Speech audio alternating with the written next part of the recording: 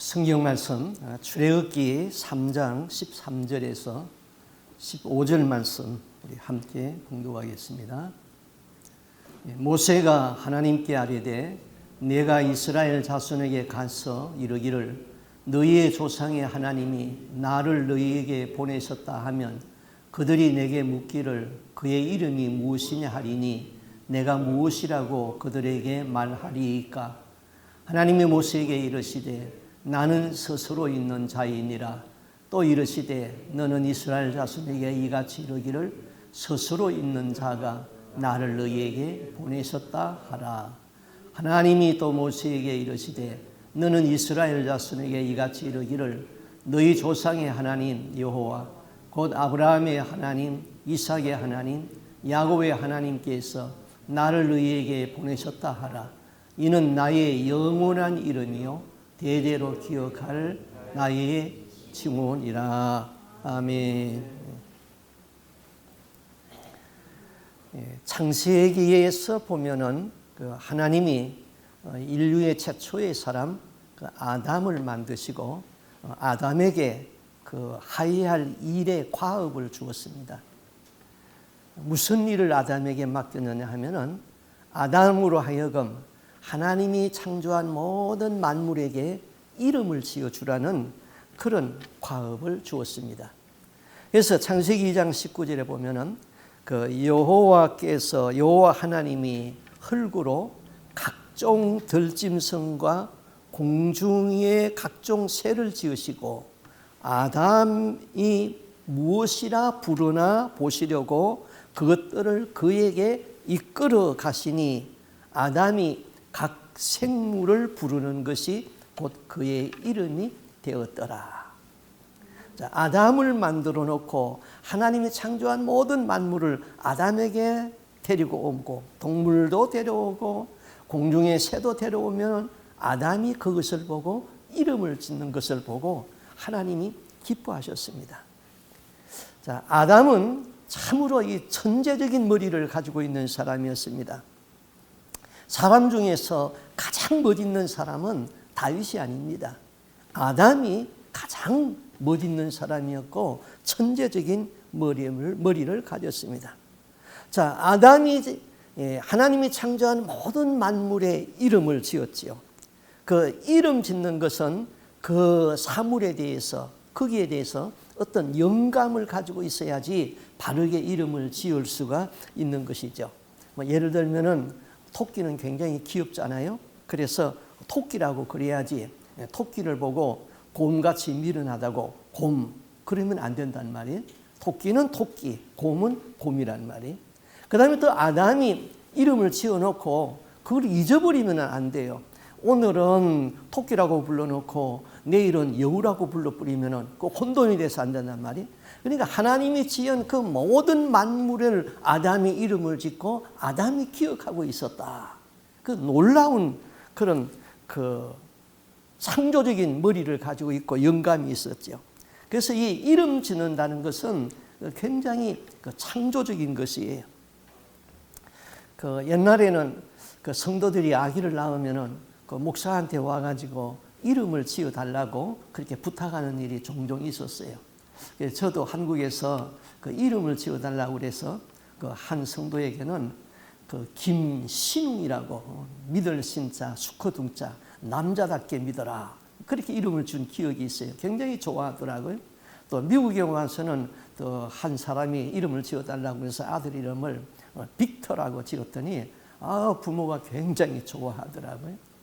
자, 저는 이제 이 철이 없을 적에 결혼해가지고 아들을 낳았다, 네 자녀를 낳았는데 그 네 자녀의 이름을 제가 지었어요. 근데 그 이름이라는 것이 얼마나 중요한지 그 한 번 지어준 이름은 그 하나님의 나라의 생명록 책에까지 그 이름이 기록되어진단 말이에요. 하나님도 그 이름을 그냥 그대로 사용해요. 특별한 경우가 없는 한 그냥 하나님이 그 이름을 사용한다 이것이죠. 그러므로 그 이름이라는 것은 그 먼저 그 본인 자신이 그 이름을 좋아해야 되는 것이죠. 이름에 대한 긍지를 가지고 있어야 되는 것입니다. 첫 번째 딸을 낳았는데 이름을 그 무숙이라고 지었습니다. 무자는 여서성무, 숙은 착할 숙이었습니다. 그런데 그 당시 그때에 그 소설가 한무숙이가 있었는데 그 참 저한테 좋은 이미지를 주었어요. 그래서 그 이름을 그대로 따서 한무숙이라고 이름을 지었어요. 근데 그 딸아이가 커가면서 아빠한테 컴플레인을 해요. 아빠, 무숙이가 뭐예요? 촌스러워요. 촌스러워. 그런다는. 실패했어요. 두 번째 딸을 낳았는데 두 번째 딸은 그 효도할 효자에다가 마음심 해가지고 효심이라고 지었어요. 그랬더니 그 아이가 그 이름대로 효도는 하는데 착한 마음을 가졌는데 이 아이가 컴플레인을 해요. 아빠, 효심이가 뭐예요? 촌스러워요. 촌스러워. 우리 친구의 아이들이 효심이가 뭐냐고 놀려요. 그래서 이 아이는 그 자기 이름에 대해서 컴플레인을 하다가 미국에서 그 시민권을 받을 적에 이름을 바꿀 수 있는 기회가 있잖아요. 그러니까 그레이스라고 지가 바꿔버렸어요. 세 번째 딸을 낳았는데 이 딸아이는 제가 외자로 지었어요. 수풀림자 한자를 써서 그 한나라 한 수풀림, 한나라에서 그 수풀처럼 그냥 풍성하게 살아라. 그랬더니 이 아이는 그 이름을 굉장히 좋아해요. 그 이름 자기 참 좋대요. 자, 이 두 아들을 가진 그 목사님의 이야기인데요. 이 목사님이 아들을 낳았는데 이름을 어떻게 지어주나 고민이 되었습니다. 그래서 아예 책방에 가가지고 그 옥편, 한문 옥편을 사가지고 와가지고 또 평소에 그 외자로 된 라스트 그 퍼스트 이름 하나만 있는 것 그걸 굉장히 좋아해가지고 이름을 뭐라고 하냐면은 그 날일자 밑에 빛광자 그게 이제 빛날 황인데 날마다 빛나게 살아라. 그래가지고 황이라고 이름을 지어주었습니다. 두 번째 또 아들을 낳았어요. 이 아들은 그 범이라고 지었어요. 뛰어날 범, 모든 매사에 뛰어나다. 그렇게 해서 범이라고 이름을 지어주었어요. 그런데 이분이 미국에 살 기회가 되었어요. 미국에 와가지고 이제 다 이름을 바꾸는데 이름을 황, 범 이렇게 지었는데 이들이 학교에 가더니 2주 만에 그 아들이 와가지고 아버지를 컴플레인하는 거예요. 내 이름이 황인데 애들이 뭐라고 하냐면은 황 그렇게 부르지 않냐고 웽 그런데요. 그렇다고 웽이 뭐냐고 막 컴플레인하는 거예요. 근데 두 번째 아들은 이게 더 심각해졌어요. 두 번째 아들은 일주일 학교 갔다 오더니 아버지는 학교 가기 싫다는 거예요. 왜 그러냐 그랬더니 내 이름이 범이 뭐냐고. 아버지 그 범이라는 게 무슨 뜻인지 한번 그 딕셔너리 사전을 좀 찾아보라고. 그래가지고 놀라가지고는 그 사전을 찾았더니 범이라는 것이 뛰어날 범인데 미국에서는 방랑자, 불황자, 거지, 떠돌이 이런 이름이라는 말이에요. 그러니 아이들이 그 이름을 범 그러면은 그냥 웃고 그냥 난리가 난다는 거예요. 그래서 이름이 참 얼마나 힘든지. 자, 우리는 하나님이 그 아담의 이름을 아담이라고 지었잖아요. 이름 짓는 거 참 쉽지 않은데 아담이라는 뜻은 그 흙이다, 먼지다 그런 뜻이에요. 너의 존재는 흙이다 그런 뜻이에요. 아담아 그러면은 흙아, 먼지야 그런 뜻이에요. 너는 존재의 근본을 알고 겸손하라는 것이죠. 그런데 아담은 자기 근본의 존재성을 잃어버리고 하나님이 되려고 그랬어요. 그래서 결국 아담은 죽어서 흙으로 돌아가는 그런 과정을 받게 되죠. 자, 그러면 오늘 성경에서 하나님의 이름을 언급했는데 하나님의 이름이 무엇일까요? 하나님은 그 이름을 통하여서 그 하나님 자신을 우리에게 계시해 주었습니다. 그래서 하나님의 이름이 많이 있는데 그 이름 중에 하나가 그 여호와라고 우리가 부르죠. 자, 하나님은 모세에게 나타나 가지고 네가 애굽에 내려가 가지고 내 백성 이스라엘을 바로의 학정에서 해방시키라. 그런 명령을 받았어요. 그런데 모세가 하나님께 묻습니다. 내가 애굽에 가가지고 내 백성에게 당신이 나를 보냈다고 그러면은 그들이 나한테 물을 겁니다. 당신을 보낸 사람의 이름이 뭐냐? 그러면 내가 뭐라고 말을 할까요? 쉽게 말하면은 나에게 나타나서 말씀하시는 당신 이름이 뭐요? 나에게 하나님의 이름을 좀 가르쳐 주십시오. 그렇게 물었어요. 요구했어요. 그랬더니 하나님의 대답은 뭐라고 그랬어요? 나는 스스로 있는 자니라 그랬어요. 하나님은 누가 만든 사람이 아니고 영원전부터 스스로 계신 자라는 뜻이죠. 하나님을 누가 만들었다면은 하나님이 될 수가 없겠지요. 자, 이 세상은 모든 것은 누가 만든 자가 있는데 하나님은 영원전부터 영원까지 스스로 계신 자였다. 그래서 예수님이 하나님이 사람의 몸을 입고 이 땅에 오신 분이 예수님이잖아요. 예수님이 뭐라고 말씀했습니까? 요한계시록 22장 13절에는 나는 알파와 오메가요, 처음과 나중이요, 시작과 끝이라. 하나님은 영원전부터 영원까지 계시다는 그런 뜻이죠. 또 이제도 계시고 전에도 계셨고 장차 오실 자요 전능하신 하나님이라 그렇게 말했습니다. 그런데 그 여호와 정인에서는 그 예수를 하나님이 만드신 하나님에게서부터 유출된 그 피조물로 믿는 것이죠. 하나님은 전능자 창조주인데 피조물인 하나님으로 믿으니까 그 여호와 정인에서는 구원이 안 되는 것이죠. 그 하나님 말씀하시기를 나는 스스로 있는 자다. 그 영어로는 I am who I am 그랬습니다. 쉽게 말하면 나는 나다. 그렇게 대답을 했어요. I am who I am.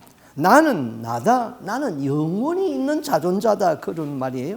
누가 나를 만들어서 존재하는 것이 아니라 스스로 있는 자다. 그랬습니다. 하나님이 모세에게 이렇게 말씀하셨습니다. 너는 가서 내 백성에게 나를 안다고 말하라.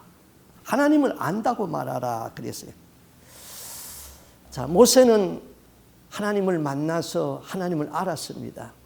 그러면 그 말씀을 오늘 우리에게 한번 적용을 해볼까요? 우리는 하나님을 얼마나 알고 있습니까? 우리는 하나님을 많이 안다고 생각하고 있어요. 또 목사와 장로는 하나님을 더 많이 안다고 생각합니다. 그런데 실제로 삶에서 보게 되면은 하나님 안다는 것은 자기가 만들어 놓은 하나님을 자기가 알고 그렇게 믿고 있는 거예요.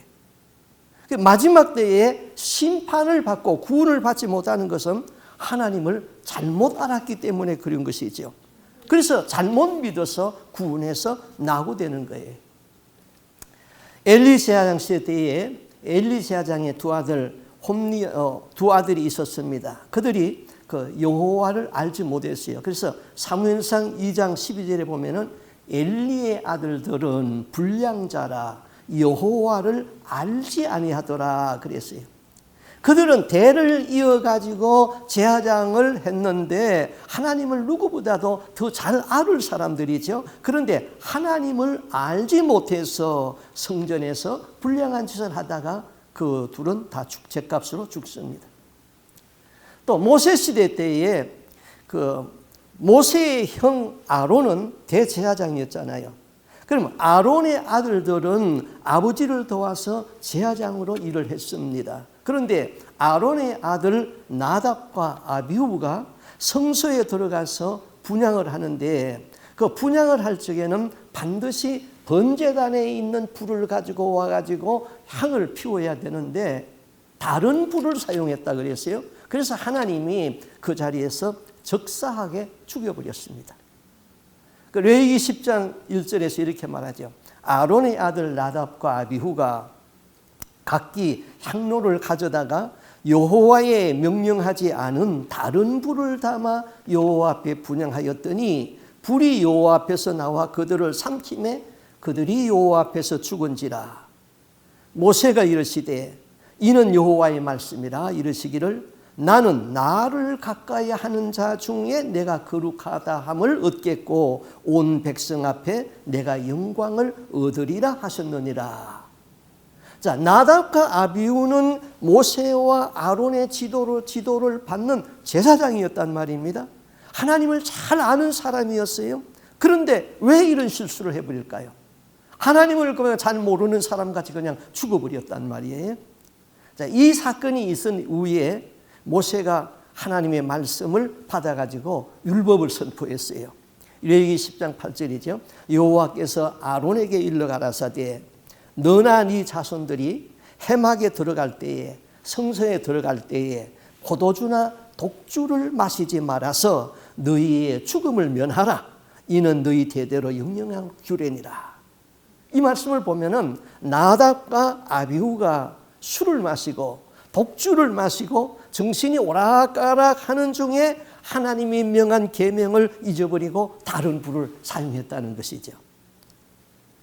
자, 그러면 여러분, 술 먹고도 교회에 나와야 합니까? 술 먹으면 교회에 나오지 말아야 합니까? 여러분 생각은 어때요? 우리 권사님 생각은 어때요? 술 먹고 교회 나와야 합니까? 교회 나오지 말아야 합니까? 술 먹어도 교회 나와야 되죠. 술이 취해서라도 하나님을 찾는 그 마음을 하나님이 기뻐하십니다. 그러면은 그 예배 순서를 맡은 사람이 술을 먹고 그 일을 하면 됩니까? 예배 기도를 맡은 사람이 술을 먹고 와가지고 ಹಿಂ설수설하면서 이 강대산에서 기도하면 됩니까? 아니면은 찬양을 맡은 사람이 술을 얼큰하게 취해가지고 와가지고 찬양하면은 되겠습니까? 아니면은 목사가 술을 마시고 와가지고 이 강단에서 설교하면 됩니까? 술은 마셨을지라도 교회에 나와야 하지만은 하나님의 일을 맡은 사람들은 술을 먹고 그 일을 하면은 그것은 하나님 보시기에 방탕한 거예요. 병신도 하고 이 맡은 자하고는 그게 다르다 이 말이에요. 내가 만날 집에 가서 맥주나 냉장고에다 갖다 놓고 맥주 늘 마시다가 주일날 와가지고 거룩한 채 해가지고 강대상에 서봐야 아니다 이거예요. 그건 구분할 수 있어요. 그래서 사도 바울은 말했죠. 내가 다른 사람을 구해놓고 자신이 버림받을까 두려워했다. 너희는 두렵고 떨림으로 너희의 구원을 이뤄나가라. 모세는 나답과 아비후가 죽는 것을 보고 이렇게 말했죠. 이는 여호와의 말씀이다. 나를 가까이 하는 자 중에 내가 거룩함을 얻다 하겠고 온 백성 앞에 내가 영광을 얻으리라. 이거는 거룩하겠고 이 말은 구별되었다 이 말입니다. 구별된 삶을 가지고 사는 것이 하나님의 영광이다 그 말입니다. 우리가 하나님을 바로 알고 바로 믿어야 되는 것이죠. 그래서 호세아 선지자도 말하기를 우리가 여호와를 힘써 알자. 여호와를 힘써서 바로 알아서 바로 믿어야 되는 것이죠. 자, 예수를 믿었음에도 불구하고 지옥으로 떨어지는 사람들이 많이 있어요. 그들은 하나님을 잘못 알고 잘못 믿었기 때문인 것이죠. 제가 사무엘서를 전거하면서 이 예화를 한번 들은 적이 있어요. 고대 그리스는 그 고대 문명의 발상지입니다. 지금도 그 많은 관광객이 방문을 한다고 합니다. 그런데 그리스에 가면은 그 아크로폴리스라는 신전에는 하루에도 그 수천 명씩 관광객이 거기를 방문합니다. 그런데 그 신전 주위에는 그 수천 년 동안의 바람에 의해서 대리석 조각들이 떨어져 있는데 관광객들이 그 주위에서 그것을 하나 주우면은 아주 갑옷처럼 여기고 너무 귀한 걸 주었다고 수천 년 된 것을 주었다 하면서 그걸 집에 가지고 가가지고 잘 보관한다고 합니다. 그런데 관광객이 그렇게 많이 오는데 관광객이 그것을 날마다 줍는다는 거예요. 그 이유는 멀리 떨어져 있는 채석장에서 대리석 채석장에서 그 버려진 조각품들을 자동차에 싣고 와가지고는 주위에다가 막 뿌려놓는다는 거예요. 그러면 관광객들은 그걸 주워가지고 이게 진짜인 양 아주 귀하게 여긴다는 것이죠. 가짜를 진품이라고 믿고 있는 그 어리석은 사람들이죠. 우리의 신앙도 마찬가지입니다. 내가 가지고 있는 신앙이 진품입니까? 아니면은 유사품입니까? 세상에는 진품이 있고 가짜가 있고 유사품이 있는 거예요. 우리 믿음도 진품이 있고 유사품이 있고 가짜 믿음이 있어요. 가짜는 쉽게 드러나고 있죠. 이단은 가짜예요. 그거는 쉽게 구별돼요. 그런데 유사품이라는 것은 요거 진짜 같기도 하고 요거 가짜 같기도 하고 이거 잘 구분이 안 되는 거예요. 왜? 속에는 가짜 믿음을 가지고 있는데 신앙은 교회에 와서 같이 신앙생활을 하거든요. 그러니까 거기 진짜인지 가짜인지 아리끼리 하단 말이에요. 교회 안에 같이 있기 때문에 구분이 잘 안 돼요. 그러면 유사품과 진품이 언제 판명되어집니까? 내가 죽어서 내 영혼이 천국에 가 있다면 진품이고 내 영혼이 지옥에 떨어져 있다면 그것은 유사품이에요. 신앙생활 잘못한 것이다 이 말이에요.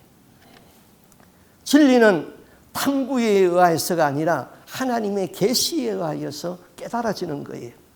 자, 하나님이 어떤 분인지 우리가 지금 다 알지 못하면은 천국에 가면은 하나님이 어떤 분인가를 우리가 알 수 있죠. 그러나 하나님은 우리에게 자기 자신을 지금 계시하여 주는데 그 이름으로 하나님은 이런 분이다 하고 계시해 주었어요. 자, 출애굽기 3장 15절을 제가 다시 한번 읽어드립니다. 하나님이 또 모세에게 이르시되 너는 이스라엘 자손에게 이같이 이르기를 나를 너희에게 보내신 이는 너희 조상의 하나님 곧 아브라함의 하나님, 이삭의 하나님, 야곱의 하나님 여호와라. 이는 나의 영원한 이름이요 나의 대대로 기억할 나의 표본이라. 더워서 졸립니까? 이 똑바로 보세요. 예. 자, 첫째로 하나님은 영원하시다 그랬죠.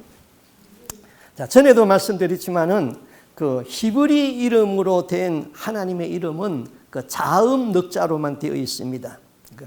그 자음은 아무리 갖다 많이 붙여놔도 모음이 없으면은 소리가 안 나잖아요. 네.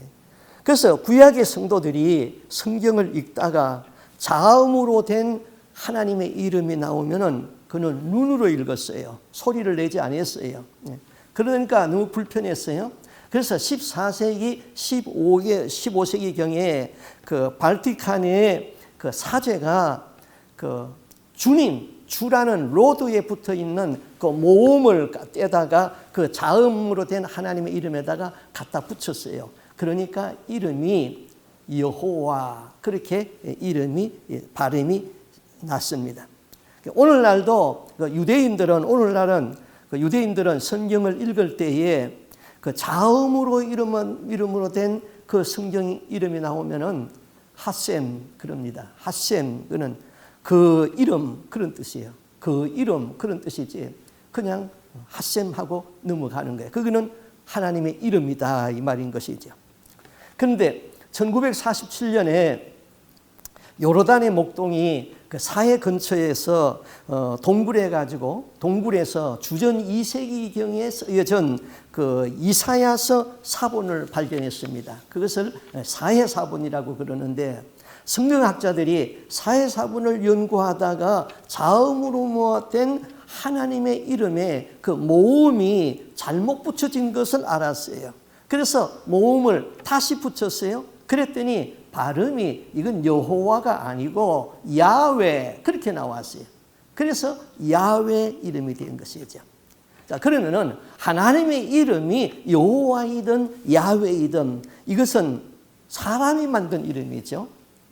자, 구약 성경의 사상은 무엇입니까? 구약 성경의 사상은 제3계명에 이렇게 말했어요. 여호와의 이름을 망령되이 부르지 말라. 그 이름을 망령되이 부르는 자는 죄 없다 하지 아니하리라. 자, 구약의 사상은 하나님을 함부로 이름을 부르지 말라 그랬어요. 예. 자, 왜 그랬을까? 하나님의 이름은 거룩하고 하나님 이름보다 더 큰 이름이 없기 때문인 것이에요. 자, 하나님은 그 이름에 대하여서 책임을 지십니다. 그 이름의 명예를 지킵니다. 자, 인간이 하나님의 이름을 불러가지고 축복을 하면은 하나님은 그 사람을 축복하고 싶지 않지만은 그 이름의 명예 때문에 복을 주어야 했습니다.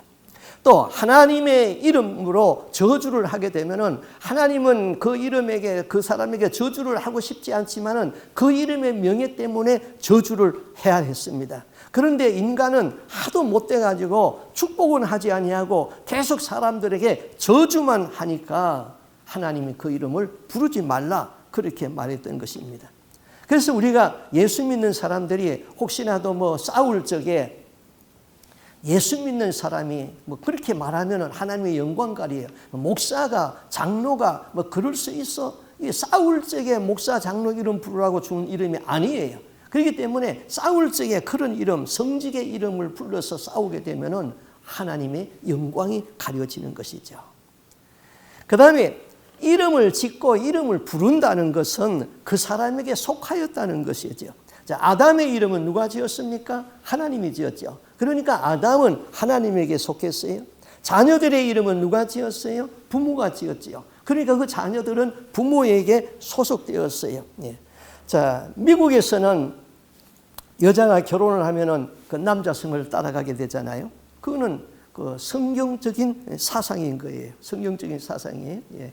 자, 제가 그 미국에서 피닉스에서 목회할 적에 그 어떤 여자분이 그 결혼을 했는데 자기는 남편 성을 따라가지 아니하고 굳이 자기 성을 지키겠다는 거예요. 그러니까 그 나이 연세가 많으신 장로님이 그 사람을 불러가지고 이야기를 하는데 그렇게 하면은 미국에서는 정식으로 결혼한 것이 아니고 그냥 동거하는 동거인이다. 그렇기 때문에 안 된다. 이름을 남편 이름으로 바꿔라. 그렇게 아주 그냥 부탁을 하는 것을 제가 들었어요. 성경적이죠. 남편 이름을 따라간다. 그럼 만물의 이름은 누가 지었습니까? 인류의 대표 아담이 지었어요. 그러므로 하나님은 만물을 아담에게 주어가지고 아담으로 하여금 다스리도록 했던 것이죠. 사람들이 하나님의 이름을 함부로 부르면은 하나님의 이름을 하나님을 마음대로 조종할 수 있다고 생각을 합니다. 그러므로 그 이름을 함부로 부르지 말라. 그렇게 그것이 구약의 사상이에요. 이와 같은 구약의 사상을 가지고 이제 신약을 보라 이 말입니다. 그러면 신약의 사상은 무엇입니까?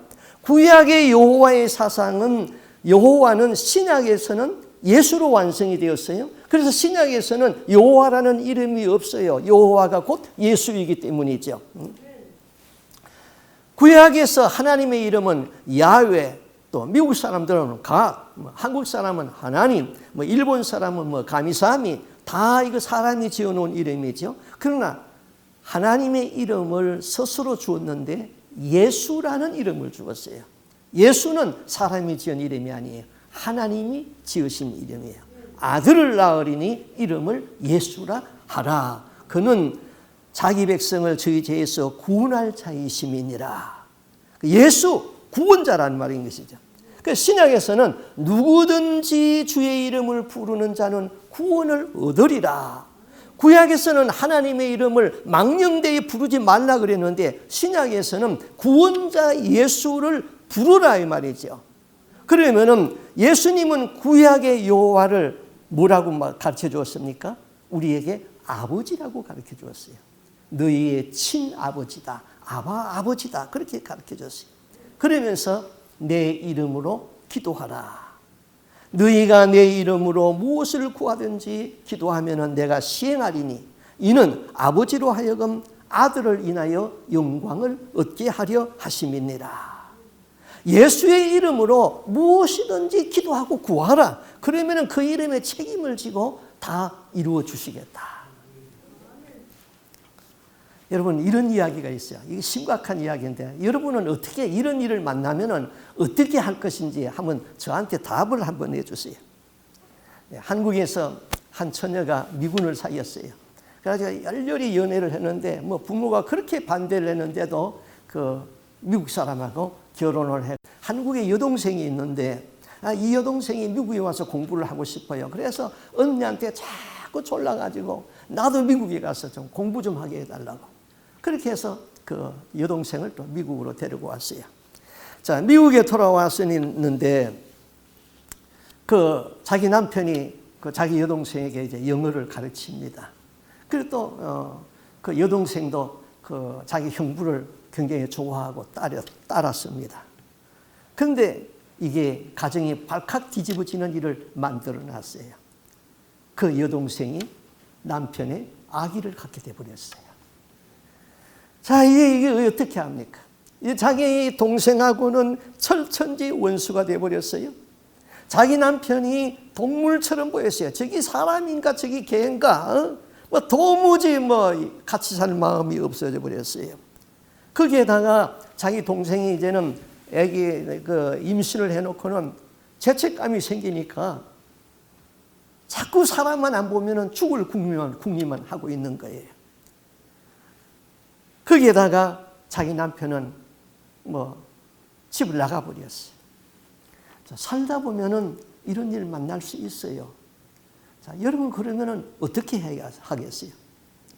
동생은 쫓아내서 한국으로 보내버리고 남편과는 이혼을 해버리고 그리고 자기는 평생 아픔과 괴로움과 슬픔을 가지고 사는 것이 보통 사람들의 일반적인 상식이에요. 또 부모가 반대하는 결혼을 했으니까 부모에게도 말 한마디 할 수도 없고 부모님과도 거리가 멀어질 수밖에 없죠. 이 자매는 눈물로 부르짖고 막 어쩔 줄 해결할 수가 없어요. 그러다가 목사님을 찾아가서 상담을 하게 됩니다. 목사님이 이렇게 말씀했습니다. 사람은 믿을 바가 못 됩니다. 그저 사랑할 뿐입니다. 내가 그 남편과 그 동생을 용서하라고 그렇게 한들 당신이 그것을 용서할 수 있겠습니까? 그 억울함과 그 분노를 어떻게 당신이 이길 수 있습니까? 이 문제는 하나님만이 해결할 수가 있습니다. 사람은 해결하지 못합니다. 사람의 생각으로 하면은 다 죽는 거예요. 동생도 죽는 것이고 남편도 죽는 것이고 당신도 괴로움을 못 이겨서 죽는 거예요. 그러니 예수님에게 가서 예수님에게 송사를 해보세요. 예수님에게 자세히 한번 고해 보세요. 주님께 다 고한 후에는 기다리세요. 기다리는 것이 믿음이에요. 목사님의 상담을 듣고 이 자매는 그날부터 하나님 앞에 울부짖어 기도하기 시작했어요. 기도할 적마다 눈물이 그냥 범벅이 되어서 쏟아지는 것입니다. 그런데 집 나갔던 남편이 석 달 만에 집으로 돌아왔습니다. 기도를 했더니 그 남편을 용서해 주고 싶은 마음이 생겼어요. 그래서 그 남편을 용서하고 품었어요. 그런데 그 동생이 남편의 아기를 낳았어요. 딸을 낳았어요. 이걸 어떻게 처리할까 하다가 기도하는 중에 자기의 딸로 입양을 했어요. 그러니까 남편은 자기 아들이니까 자기 딸이니까 또 남편은 좋아하는 거예요. 그런데 시간이 좀 지나가지고 아기가 너무 귀엽게 크는데 이 언니는 아기가 없어요. 그래서 병원에 갔더니 병원에 가서 검사를 해봤더니 평생 아기를 낳을 수 없는 불임 여성이라는 것이 판명이 되었어요. 그러니까 원수 같은 동생이지만은 사랑으로 보니까 다른 사람의 아기도 아니고 내 동생의 아기를 내가 친아기로 받았으니까 얼마나 감사하고 얼마나 감사한지 모든 것이 다 전화위복이 돼가지고 다 해결돼 버렸어요. 기도만이 문제를 해결할 수 있습니다. 기도하면은 하나님이 개입합니다. 기도하면은 용서할 수 있는 마음이 생기는 것입니다. 기도가 없으면은 사단이 가정도 깨버리고 사람도 다 망가지게 되는 것이죠. 너희는 내 이름으로 내게 와서 기도하라. 그 다음에 두 번째는 예수님이 예수의 이름으로 귀신을 쫓아내고 예수의 이름으로 병을 고치라 그랬습니다. 사도 바울이 빌립보 지방에 갔지요. 거기 귀신 들린 사람을 만났습니다. 그 귀신 들린 사람을 만나고 사도 바울이 명령했잖아요. 내가 나사렛 예수 이름으로 명하노니 귀신아 그 딸에게서 나가라. 그래서 저기에 귀신이 나갔습니다. 더러운 귀신이 예수 이름 앞에 굴복을 했습니다. 그런데 사단의 세계에서요, 사단이 이렇게 말합니다. 귀신의 왕인 이 사단이 자기 졸개들을, 귀신들을 이 세상에 내어 보내면서 이렇게 말합니다. 가라. 할 수 있는 한 많은 악한 일을 하라. 가서 각 가정을 파괴하고 믿음이 약한 크리스찬들을 미혹하여서 잘못된 길로 가도록 인도하고 유혹하고 돌아오라. 그리하면은 내가 너희에게 큰 상을 주겠노라. 그런데 진짜 예수를 영접한 놈들을 특별히 조심을 하라. 그들은 너희를 쫓아낼 수 있는 신기한 능력을 가지고 있다. 그랬습니다. 사단도 합니다. 진짜 예수를 믿는 사람들은 귀신을 쫓아낼 수 있는 능력이 있으니까 너희들은 그들을 조심하라고 사단도 부탁하고 있습니다. 사단도 믿는 자들이 가진 예수 이름의 능력을 인정하는 것입니다. 우리가 기도할 적에 귀신들의 세력은 점점 약해지는 거예요. 또 우리가 기도가 없으면 귀신의 세력이 자꾸 커지는 거예요. 오늘날 이 어려운 시기에 믿는 사람들이 기도를 많이 하면 귀신의 세력이 약해지고, 죄를 자꾸 짓고 기도하지 않으면 귀신의 세력은 점점 커져서 세상은 갈수록 험난한 세상이 되고 어려운 세상이 되는 거예요. 그 다음 세 번째, 내 이름으로 복을 빌어라 그랬어요.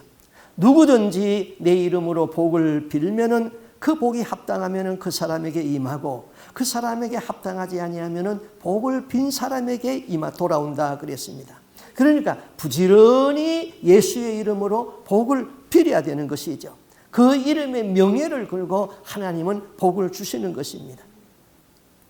자녀들은 부모가 돈이 있을 적에는 돈 보고 부모님 모시려고 합니다. 그러나 돈이 없어지면은 서글퍼지고 버림받게 되는 것이죠.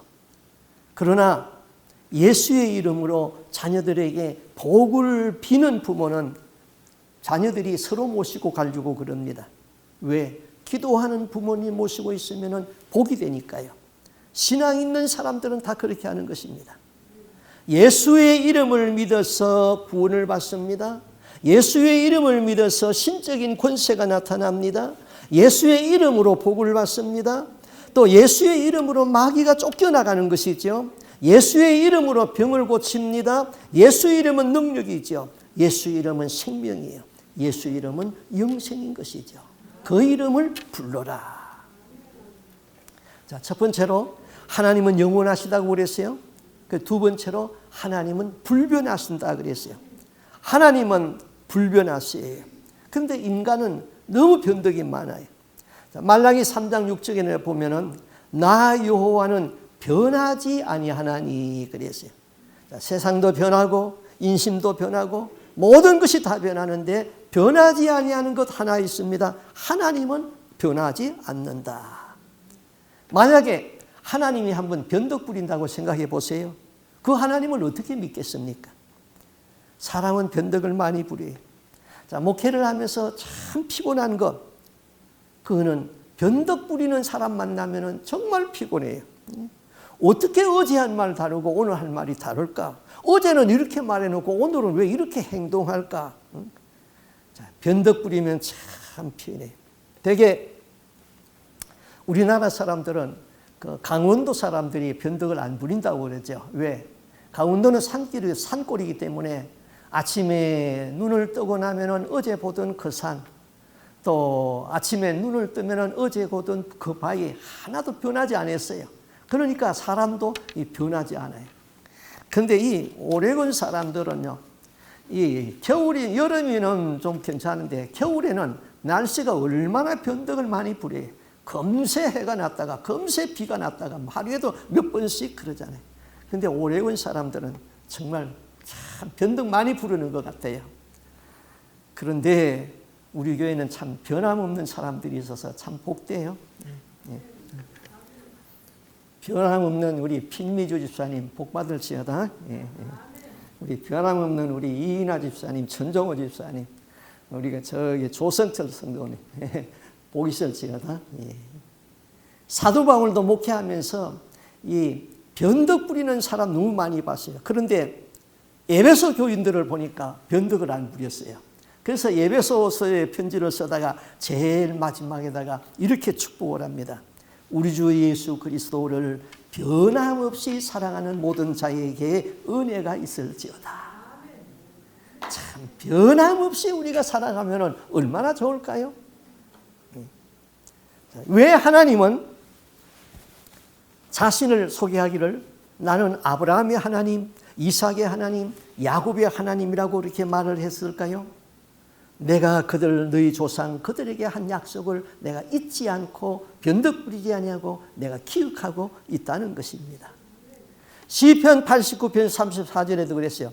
내 언약을 깨뜨리지 아니하고 내 입술에서 낸 것은 변하지 아니하리로다. 시편 110편 4절에는 여호와는 맹세하고 변하지 아니하시리라. 목회하면서 사람들에게 실망을 주는 것은 사람들이 변한다는 거예요. 약속을 지키지 않는다는 거예요. 뭐 그렇다고 미워할 수는 없잖아요. 그래서 우리 신앙의 선배들은 이렇게 말했습니다. 사람은 믿을 바가 못 된다. 사람은 다만 사랑할 뿐이다. 그래요. 사람은 믿으면 실망돼요. 그저 사랑할 뿐이에요. 자, 하나님은 한 번 말씀하시면 반드시 약속을 이루어요. 하나님은 성경에 약속했고 그 약속을 지키는 것이죠. 그러므로 그 약속을 믿고 우리가 기도하는 것이죠. 하나님은 응답해 주시는 것이죠. 그 다음에 하나님은, 예수님은 우리에게 가르쳐 주시기를 너희 아버지라고 그랬어요. 하나님을 가리켜서 너희 아버지, 그래서 아버지라고 부르라 그랬죠. 내 이름으로 아버지께 기도하라. 또 바울은 아버지라고 그랬어요. 나의 아빠, 친아버지, 그런 뜻이란 말입니다. 옛날 대가족 시대에 네 아들이 있었어요. 그런데 그 아버지가 어떻게나 엄한지 자기 아들도 아버지 앞에 가서는 고개를 들지 못하고 말을 못했어요. 그러니까 며느리들은 더하죠. 며느리들은 그 아버지가 얼마나 두려운지요. 밥상을 들여다 놓으면은 들고 들어가 가지고는 뒤로 돌아서서 나오지도 못했어요. 뒷걸음 쳐 가지고는 문을 열고 나왔어요.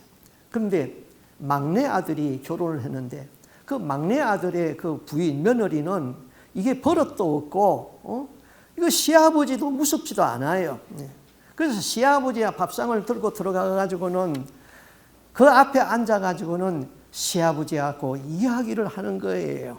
이야기를. 그러면은 그 밥상 앞에서 또 시아버지가 며느리한테 이야기를 하는 거예요. 이야기를 하다가는 그냥 그 아버지가 웃어가지고는 어허허허 하고 막 너털 웃음을 웃는 거예요.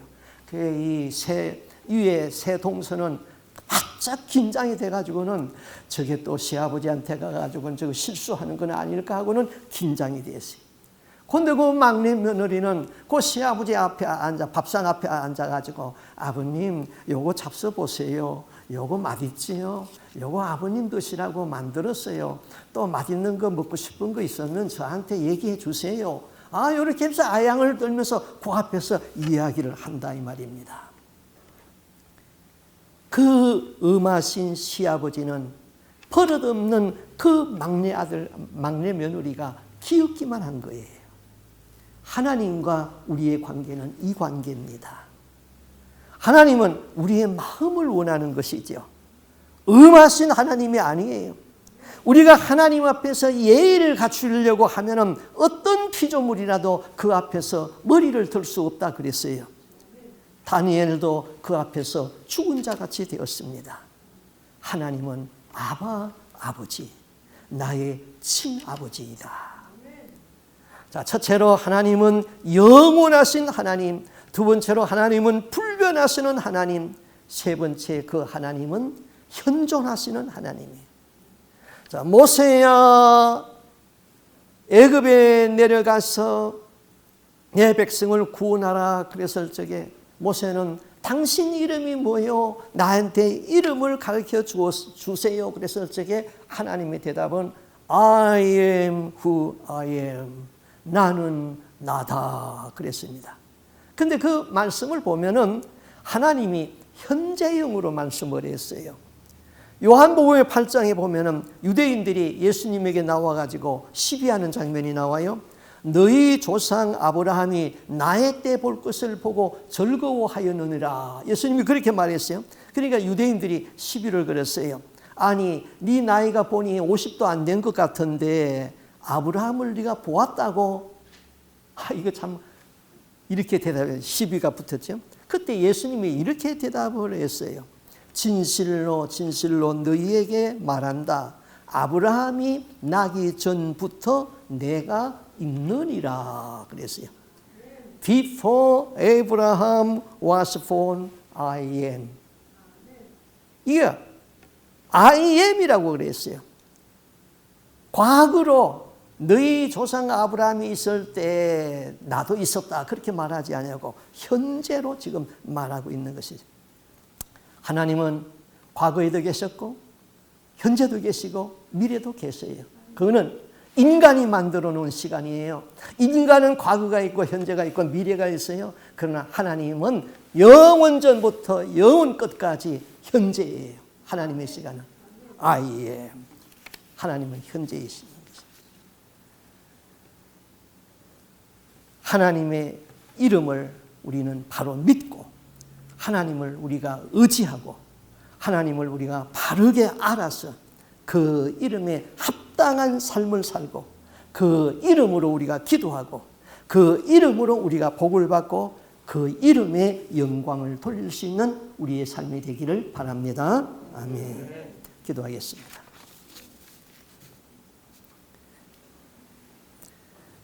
하나님 아버지, 하나님은 영원하시고 하나님은 어제나 오늘이나 영원토록 동일하게 변함없으신 하나님을 믿습니다.